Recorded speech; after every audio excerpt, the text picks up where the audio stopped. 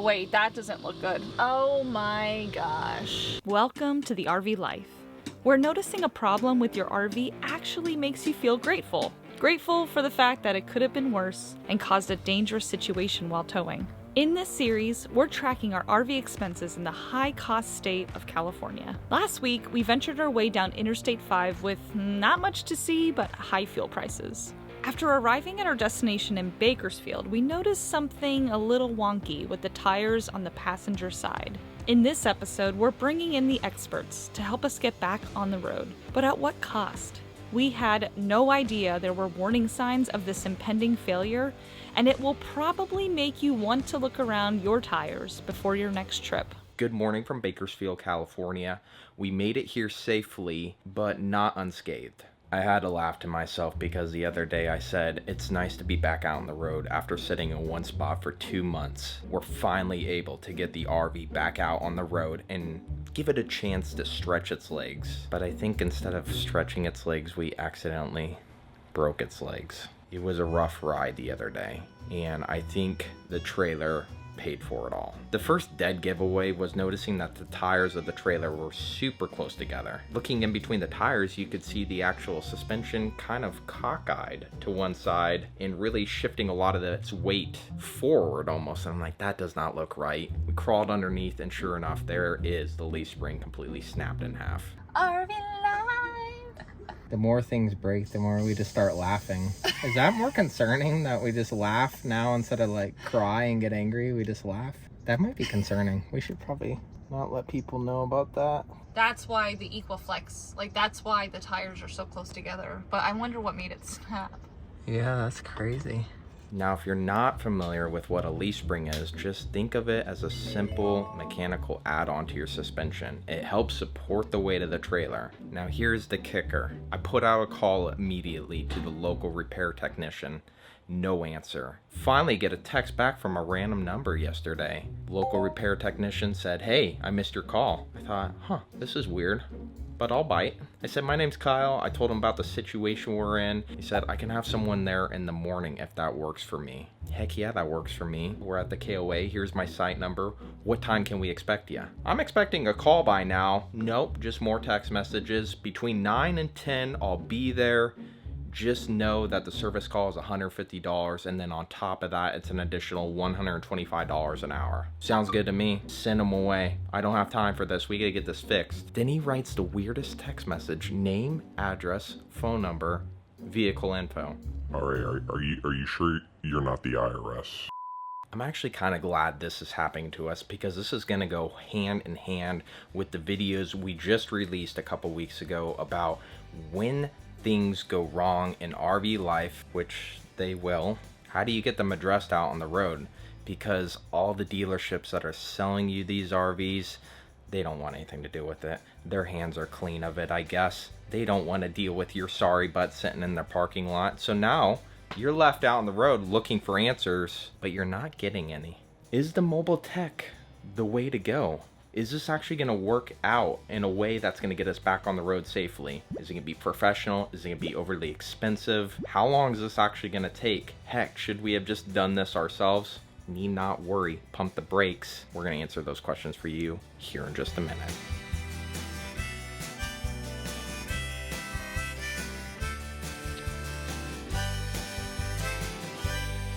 They have to jack the trailer up, I'm assuming, to access this, which I'm thinking the slides got to come in. But do all the slides have to come in? Do we have to be hooked up? Never had a leaf spring snap in half before, so this is a first for both of us. My other concern, why did it snap?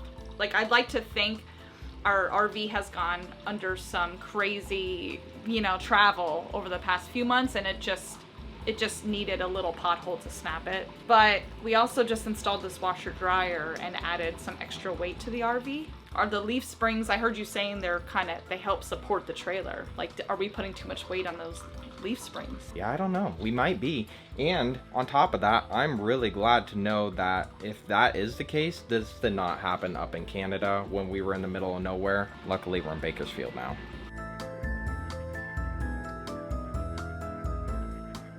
I can see the comments now. Would you like some coffee with your creamer? Listen, I don't want to be sad all the time and just drink black coffee. Like, I like to have a little fun. She's not calling you guys out. She's calling me out because I just drink my coffee black all the time, and I guess I'm just a sad person. And it's sad. It's sad.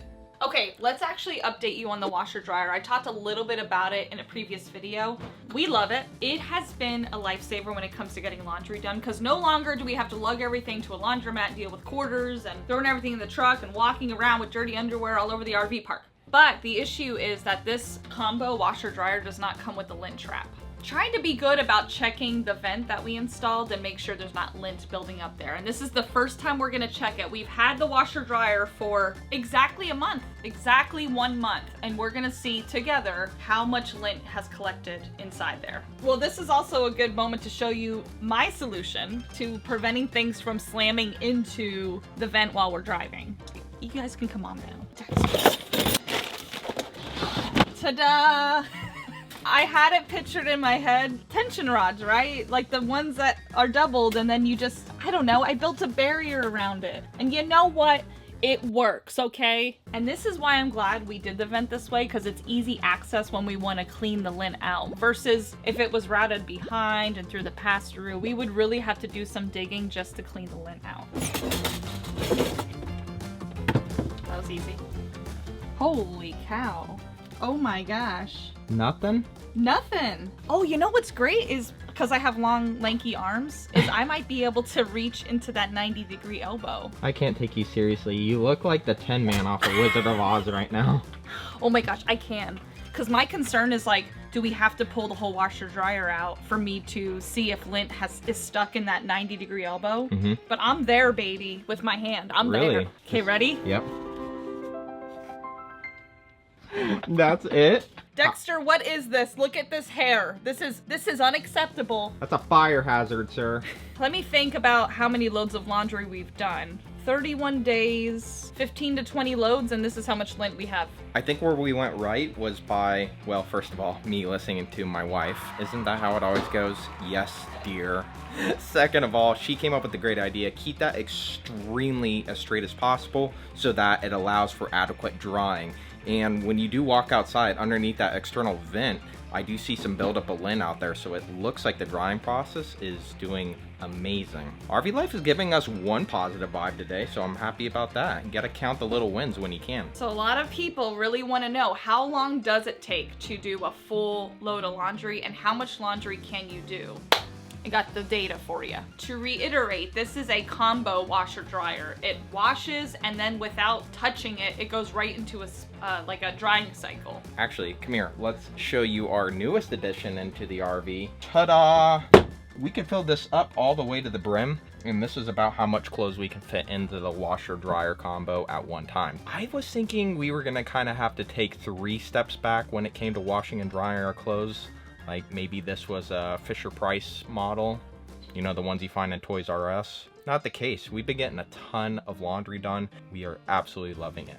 From start to finish, it's about 2.5 to 3 hours at the most, which I think is pretty good, because you wake up in the morning, put on a load of laundry at 7 and have it done by 11. And then you could still do more loads throughout the day. You know what? There's actually a lot of stuff we just recently updated, like new things we added to make RV living so much nicer. I can't wait to share it with you. We actually did a video on this recently, so it's on the channel. Go back to our main page, find it. It's a updated tour of our RV. One more thing. How do we find these people, like the mobile repair techs, out on the road when we're in an unknown area that we've never been before? I personally like to rely on Google a lot, and I rely on those reviews. A huge tip I have for you is make sure you just read the Google reviews and trust your gut, because that's really all you have to go off of when you're out on the road. And by the way, speaking of which, it helps no matter where you're at or what situation you're in, so hit that like button for this video to help us and show us that you enjoy our content as well.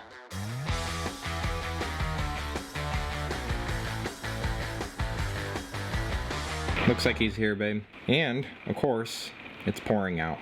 Perfect timing. Let's have you bring the slide in. Okay, coming in. Okay, go ahead. So it's roughly 27 eye to eye, and it's a 6-pack. Yeah, so are they really that difficult to swap out on your own? Need a jack or how You much? do need a jack. Okay. I don't know how high your landing gear will go, but if your landing gear, I mean, you can always you know, block up and block up. And if you can get the tire off in an emergency situation, then yeah, you can change it. Okay. I do have another question for you. So we're always getting asked about when we're in tow, we always get stopped because these rear jacks always hang so low. You can only see it goes up to here, and people are always like, oh my gosh, your jacks are still down. When I first bought it, I did too. Yeah. Are they able to go up more? I don't like they don't. They are adjustable. Yeah, these ones are adjustable in the rear. It doesn't look like they can maybe go well. They're all maxed out going down.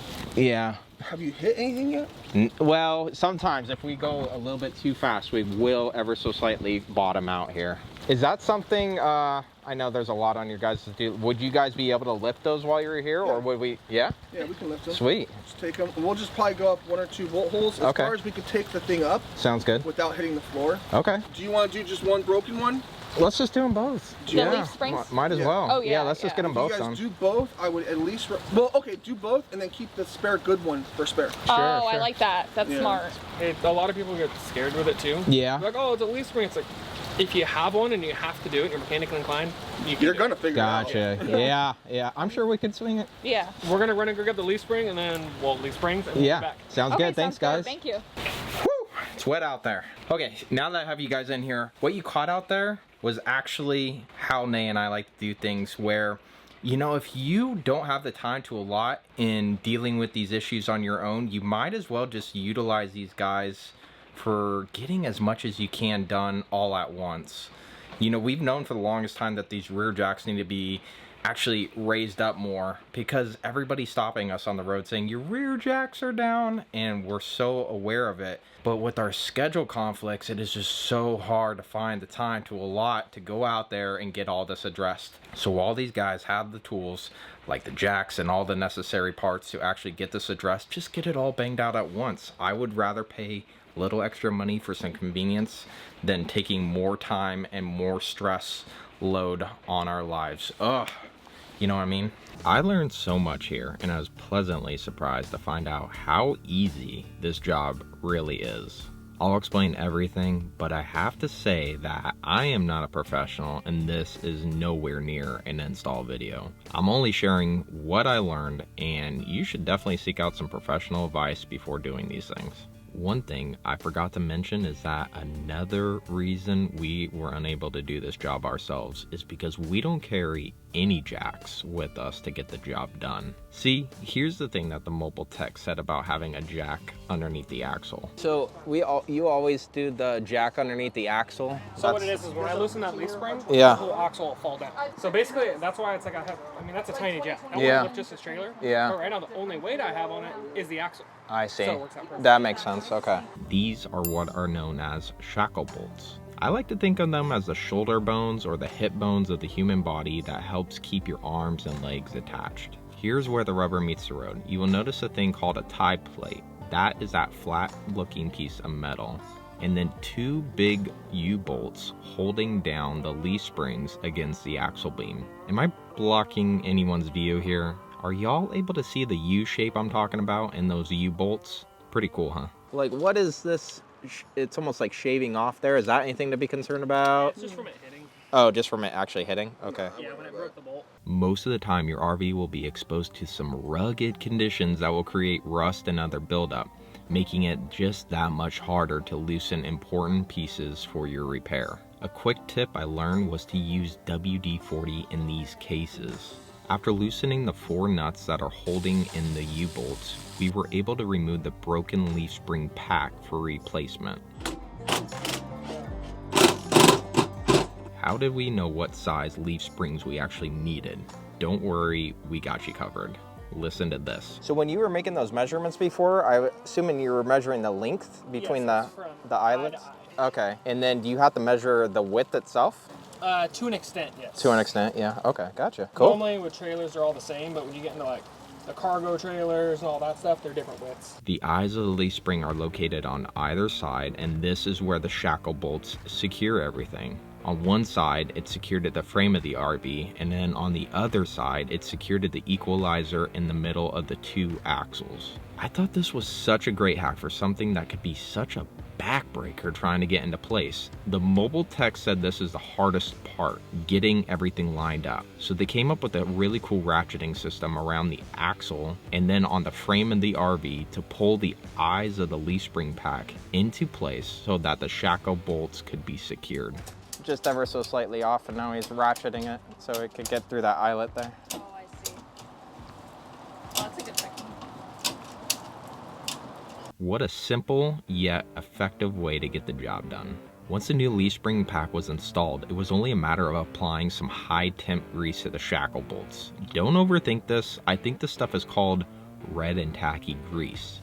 Basically, it is a grease that will be able to withstand high temperatures so that it doesn't fling off during your travels. I'm thinking that the cordless ratchets and impacts are a great way to save some time to get the job done by loosening the nuts and bolts quickly. However, just don't forget to use the torque wrench to ensure proper torque specifications when tightening everything back down. I know that is a mouthful, but all in all, just don't let her rip too much with these tools or you could end up damaging some important parts.